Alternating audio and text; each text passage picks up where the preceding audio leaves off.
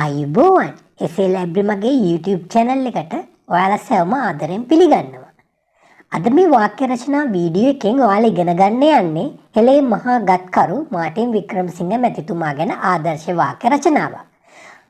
අද මේ රචනා වීඩියෝ එක ඔබට සිංහල, ඉංග්‍රීසි සහ දෙමළ යන භාෂා තුනෙන්ම බලන්න පුළුවන්.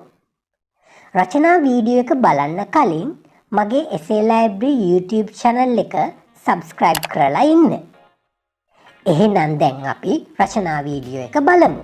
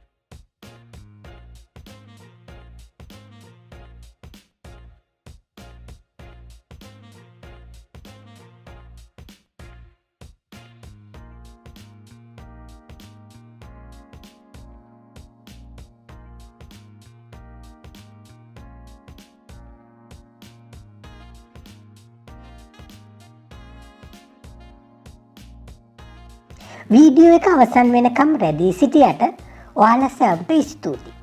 මේ ආදර්ශ වාක්‍ය රචනාව ඔබගේ ඊළඟ මාටින් වික්‍රමසිංහ ගැන රචනාව ලිවීමේදී උපකාර වේයයි මම හිතනවා.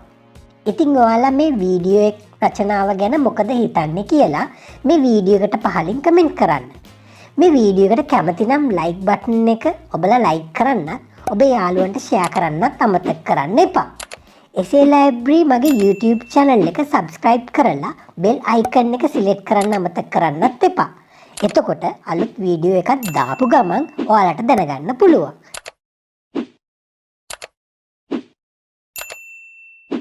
මගේ අනිකුත් රචනා වීඩියෝ බලන්න. මම ඒ වීඩියෝ වල links පහළ description එකේ දාලා තියෙනවා.